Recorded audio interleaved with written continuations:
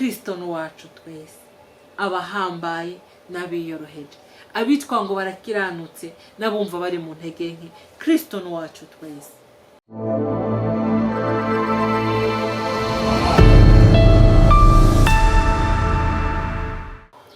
Bakunzi ba Axia Vibes TV, iteka ryawe, iteka ryanje, iteka ryacu, ukwemera kubyara ubuzima.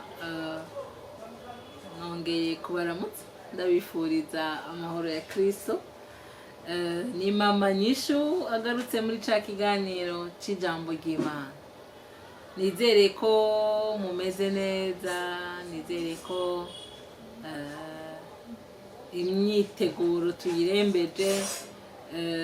Murazi ko twavuganye, twavuze tuti ntitugende mu kiryoha conyene cyo gutegura agaceri karyoshe, naho navyo nyene ari vyiza, cyo gushonesha igikwembe, cyo kugura impuzu z'abana ngo biherere ngaho, ahubwo turyohore muri twebwe, turyohore imitima yacu, dukomeze kuzirikana kwishaka ry'Imana, umugambi w'Imana kuri twebwe, icyo Imana itugomba ko, mbega ikugomba kwiki, mbega ingomba kwiki, mbega mission igufise ko ni yahe, mbega mission imfise ko jewe ni yahe, niki cyatumye duhabwa uwo mucunguzi.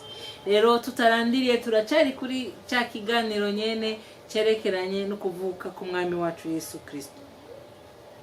N'abarandiriye, uyu munsi dusoma muri Luka 2:1-7. Haravuga ngo muri iyo minsi icyagezwe kiva kwa Kaisari Augusito, ngo abo mw'isi bose bandikwe. Uko niko kwandikwa kwa mbere kwabayeho Kureniyo akiri icegera ca Kaisari Isiriya. Bose baja kwiyandikisha, umuntu wese aja mu gisagara cabo. Yosefu nawe ava i Galilaya mu gisagara cy'i Nazareti, aja i Yudaya mu gisagara ca Dawidi citwa Betlehemu, kuko yakomotse mu nzu ya Dawidi mu muryango wiwe. Aja kwiyandikisha na Mariya uwo yakoye yarakuriwe. Bakiriyo, igihe cyo kuvyara kirashika, avyara umuhungu w'uburiza, amuzingira ko impuzu y'uruyoya, amuryamika mu bwato bw'inka, kuko bari babuze umwanya mu ndaro. Aha hantu ndashaka gushimangira cyane ku bantu biyumvira yuko kwizihiza Noheli, guhimbaza Noheli ari ukwambara igitenge ciza, ari ugugura inyama, ari uguteka inkoko, ari uguteka umuceri canke se ifiriti. Aho niho ngomba guhagararira cane. Ndagomba ngo tuvyumve bene data, niteka kandi biraryoshe kandi ni vyiza. Niwabironka urabikora, niwabironka biri mwiteka urabikora, niwabironka Imana yabiguhaye, yabigushoboje, nukuri urabihimbazamo, niteka cane. Ariko reka nkubwire, sivyo vyari bikwiye kuturaza ishinga nk'abakristo. Uyu Yesu yagiye kuvukira mu bwato ahantu mu ruhongore. Ijambo twasomye yatubwira ngo igihe cyo kuvuka cyari kigeze. Nagira nkubwira ngo Imana ntiyari iyobewe yuko ico gihe ari cyo gihe Kristo azovukiramo. Muri ico gisagara Imana ntiyari kubura inzu nziza Kristo avukiramo. Ariko amahitamwo y'Imana aba yuko Kristo aza kuvukira avukira ahantu mu bwato, ngo kubera yuko ngo bari babuze ngo ahantu ngo indaro ngo mu bantu, mu bwato bw'inka. Kandi umve nkubwire, sinibaza ko bafashe umwanya ngo baharinganize, sinibaza ko bafashe umwanya ngo bakuke, sinibaza ko oyaye. Kristo ahitamo kuvukira mu bwato bwiwe. Reka nkubwire nshuti mukundwa uri kuranyumviriza, Kristo arakunda imitima iciye bugufi. Jambo narisomye yambwira ngo kuko yibutse umuntu wiwe muto muto ngo kuva abantu bose bazonyita muhigo ngo kuko rugira byose yengiri reka nkubwire ndashaka kubwira wewe muntu wumva ubabaye ndakubwire kuba muri societe iyo uri muri societe ubabaye no kuvuga iyo uri muri societe wumva umengura umugogwa ntabwo uri umugogwa uri umwana w'Imana uri umwana w'isumba byose warahiriwe warahezagiwe kubona warahawe Kristo nk'umucunguzi warahiriwe mugareka tuvyemere tubivuge gutyo ushobora kuba wumva ubabaye hirya no hino yawe abo mwirigwana bashobora kuba baronsaga kwembe gashasha nivyo hirya no hino bashobora kuba bamaze gutegura impuzu z'abana za Noheli ariko wowe wawe ugasanga niyo yahorana yatabutse urashobora kuba uri mu buzima bubabaje kandi urashobora kuba uri mu buzima bukakaye urashobora kuba wumva umengo nta mpamvu yo guhimbaza nta mpamvu yo kwibuka ivuka ry'umukiza ariko uyu munsi nje kukubwira ngo hari impamvu uyu munsi nje kukubwira ngo Kristo aragukunda numva mu mutima wanjye ngo berewe no kukubwira ngo umwami aragukunda muri rivye yaririmbye avuga ngo ubwo umwami Yesu ankunda ndamahoro umva nkubwiye ni waba wabuze igitenge gishasha ni waba tanikije umuzoronka uzoteka ku munsi wa Noheli uze wibuke ko wabahawe Kristo nk'umucunguzi uze wibuke ko yambaye ubworo bwose kubganje nawe hama wumva impamvu yo guhimbaza wumva impamvu yo guhimbaza Noheli wumva impamvu yo kuryohererwa Noheli umva nkubwire harashobora kuba hariho imvo nyinshi zigutuma wumva umengo nta mpamvu yo guhimbaza Noheli zigutuma wumva umengo ntibinkwiriye ntibimbereye nanje sinari nkwiye guhimbaza ariko nagomba ndakubwire ngo uwo mukiza yatuziye twese iyo aza kuzira abakuru n'abahambaye hari naho je nawe tutari gushikira ariko aca bugufi cyane ndagomba ngukurure iryo shusho mwana w'Imana uyavukiye mu bwato bw'inka mwana w'Imana ariko uyu munsi mwana wa chef de quartier avutse ahantu hose biramenyekana ariko umwami w'abantu Segaba w'amahanga wa wundi feza n'izahabu biriwe bavukira mu bwato bwe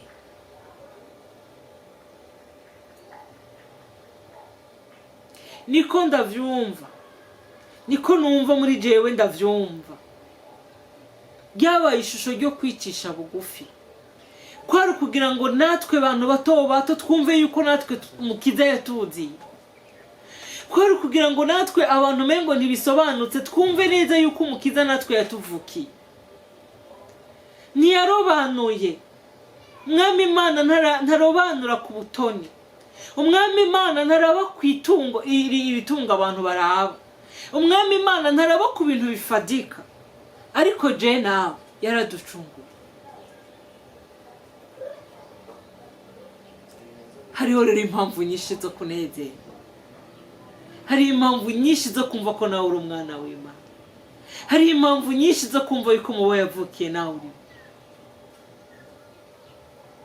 hari n'igihe tuba turi ahantu hari n'igihe tuba twararashwe uba waraguye mu caha runaka Satani akaza akakongorera aho ati reka bajya bibuka umucunguzi wewe nturimwo ariko reka nkubwire nawe urimwo mwemerere nawe avukire wawe mwemerere nawe avukire muri uwo mutima wawe mwemerere avukire muri uwo mutima wanduye mwemerere avukire muri uwo mutima udasukuye mwemerere avukire muri iyo nzu ndiko ndavuga inzu ndiko ndavuga umutima wawe iyo nzu idakubuye iyo nzu yuzuye ibitangurirwa iyo nzu mengo n'umusaka mwemerere rikaradodora mwemerere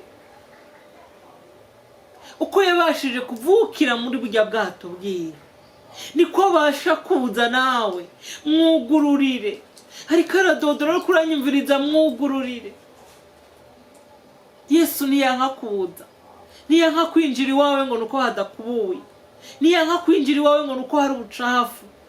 Umva, twebwe ntitwari kuza ngo twemere, twebwe ntiyari kutwakira, twebwe ntabwo twari kuba baraganwa na Kristo. Yadusanze ahantu mu ishayo ry'ivyaha, yadusanze tutari abantu, yadusanze twebwe ubwacu twarikondanye, twebwe ubwacu dufite ukuntu twibona, ariko Kristo araza aratugumbira. Ntabwo yaravye ishayo ry'ivyaha, ntabwo yaravye umwanda twari turimwo, ariko araza aratugumbira. None umunsi aracyatugumbira, none umunsi aracyavuga ngo muri abanje, none umunsi aracyavuga ngo mubona acunguye, mubatumye nza nawe urimwo. Nshuti mukundwa, iyo ashaka kuvukira ibwami yari kuhavukira, ariko ngo avukira ngo mu bwato bwiwe. Mariya nka Mariya nyene ashobora kuba yaratunguwe, kuko sinibaza nawe yari kugira impungenge. Iyo aza kumenya ati burya ndaramukwa, yari kugira impungenge. Ariko Imana ntabwo yatunguwe, igihe cyari kijyanye. Nicyo gituma ijambo ryatubwiye ngo igihe cyo kuvuka kwa Kristo cyari kigeze, naho abavyeyi biwe bo batari babyiteguriye. Kuko ntiwombwira ngo umwana wawe wifura, umwana waronse muri burya buryo, umwana waronse ubwiwe amabanga, umwana waronse wabwiwe yuko ari umwami w'abami, niwo kwemera, niwo mutegurira kuza kuvukira mu bwato bw'inka. Ariko ijuru ryo ryari ribitse. Ndagomba rero kubwira umutima w'umuntu ari we wese, Kristo ni wacu twese, abahambaye n'abiyoroheje, abitwa ngo barakiranutse n'abumva bari mu ntege nke. Kristo ni wacu twese. Rero ndacahagaze hahandi, ntitwizihize Noheli mu gusayangana gusa, ariko tumwakire, ariko tumwemerere yongere anaguke mu mitima yacu, tumwemerere yongere abe mushasha, tumwemerere yongere aze. Kuko aho Kristo avukiye ibintu birahinduka. N'abajya bungere burya baramenye yuko umwami yabavukiye, baramenye yuko batewe iteka. Twaratewe iteka. Nkunda kubwira abantu ngo ni kubera tutiyizi, ntituzi agaciro kacu, ntituzi icyo twagizwe ejo. Satani ngo yashatse gushaka kwegera Imana ngo angane n'Imana, acakororerwa hasi, nta mahirwe ya kabiri yahawe. Oya, nibanamwumvirije ntibanagize gute, ariko je nawe turacumura. Kristo akavuga ngo mubona bambiwe, ngo bariya barimo. Turi abantu b'agaciro. Yesu yatugize abanyagaciro, naho mu bigaragara byaba bitaboneka, naho mu maso y'abantu byaba bitaboneka. Uno munsi nagiye kubwira ngo uri umuntu w'agaciro, kubera ko Kristo yakugize uw'agaciro. Rero ntaco bitwaye, unyemerere iyo nzu yawe uko nyene imeze, unyemerere Kristo avukiremo, unyemerere duhimbaze Noheli, unyemerere twibuke yuko umukiza yatuvukiye, unyemerere twibuke ko yavukiye natwe babandi b'inyuma, hanyuma uze duhimbaze Noheli. Mana iduhana umugisha, mwarahezagiwe cyane.